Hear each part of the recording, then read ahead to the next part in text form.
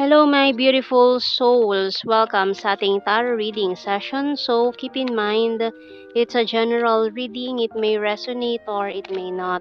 Kunin nyo na lang po kung para sa inyo and leave the rest. Maaaring mag-shift ng energies or magkabaliktad ang sitwasyon, kaya kayo na pong bahala kung saan kayo nakalugar sa reading natin. So, let's see. So, nahulog na agad tong mirror card natin. We have the Luck, Deep Well, Closed Book, Mountain card. Ooh, okay. So, let's see more about these cards.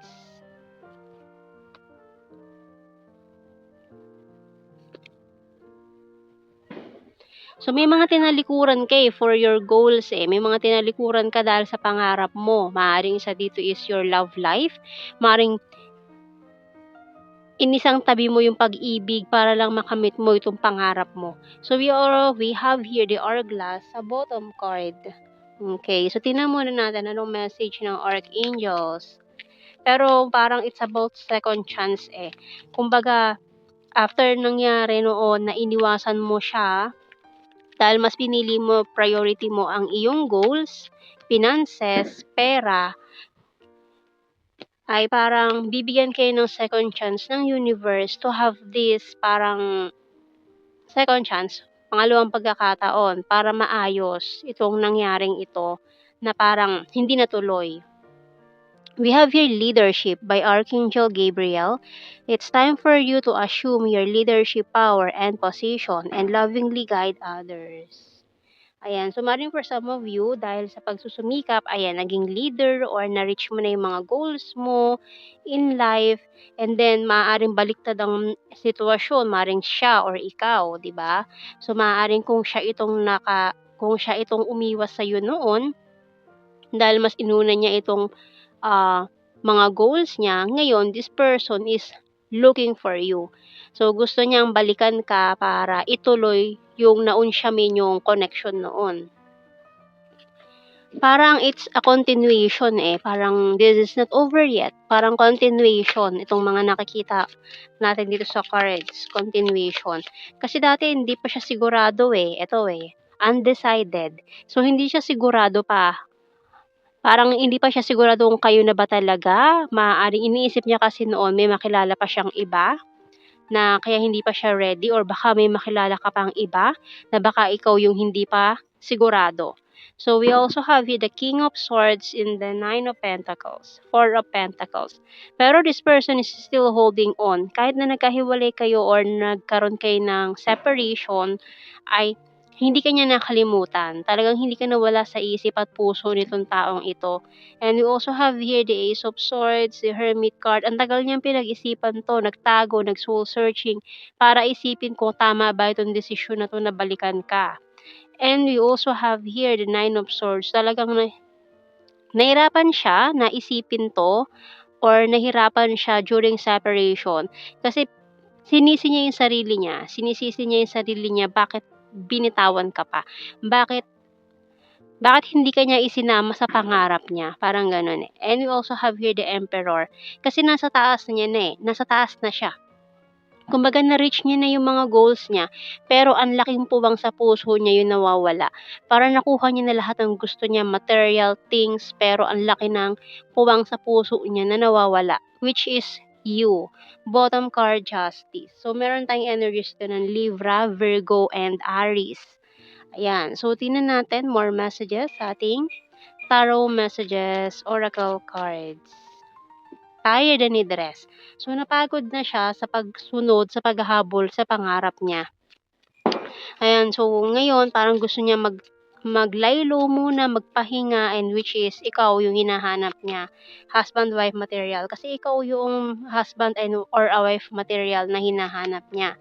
Moving forward, business is business. So, maaari nag-focus sa business ng mga panahong yun. And then ngayon, well-established na. Talagang malaki na ang naging outcome nitong business niya na to. So, I want to marry you someday. So, ngayon naghahanap na siya ng tao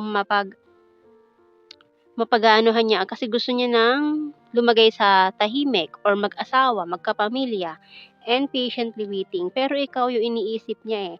You're my strength and I hate my pride and ego. Bottom card, I can't decide. So, noon nga kasi, hindi pa siya sigurado. Kaya ngayon, gusto niyang ituloy itong ano man tong naputol na ugnayan yung dalawa. So, tingnan natin. More messages here.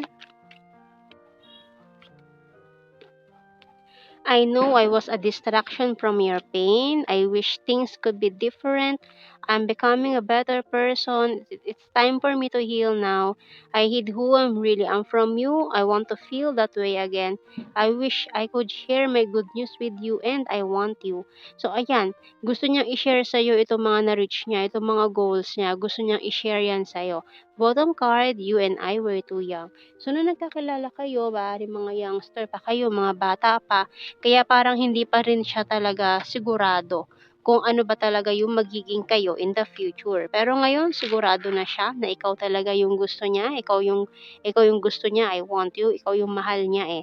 Kaya ngayon, gagawa siya ng paraan to have this parang union of hearts na rin siguro kung kayo ay twin flames. So, tingnan natin sa initials natin. Meron tayong letter T, V, I, R, E, B, H, and X. Bottom card natin, A. Ayan. So, tingnan natin sa ating blue card. We have here commitment.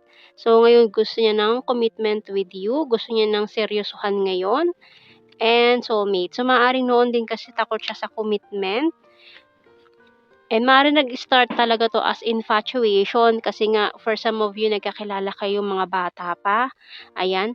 Kaya parang infatuation yung nangyari. Kaya parang hindi pa talaga sigurado. Parang nagkaroon ng ano dito. Trivia. Ayan. Ayan. So, para kasing dahil mga bata pa kayo, parang hindi pa kayo tapos mag-explore ng mga options. So, parang sinet aside muna itong love life. Kasi parang inisip niya, marami pa makikilala in the future, maaaring marami pa makilala or baka pag nag-lie low agad or lumagay sa tahimik agad, pagsisihan in the future. Kaya gusto niya, sigurado siya sa bibigyan niya ng commitment. So, hindi naman dahil sa hindi kanya gusto, pero gusto lang talaga niyang manigurado or talagang dapat is yung papakasalan niya is yung talagang sigurado siya.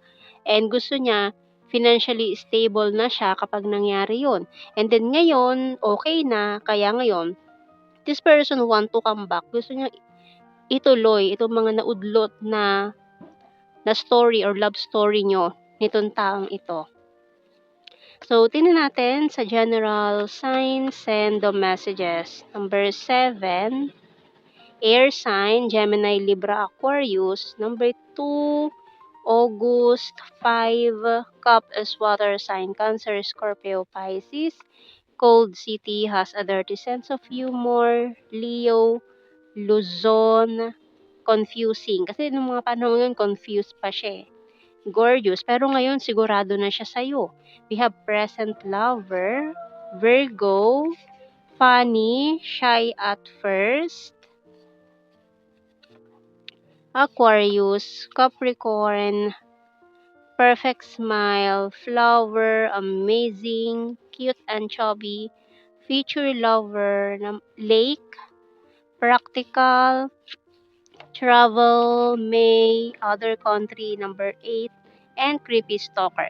So, kung long distance kayo, ini-stalk ka niya. Ayan. So, yan ang ating reading, my beautiful souls. Thank you for watching. Take care and God bless. See you in our next reading, guys. Bye-bye.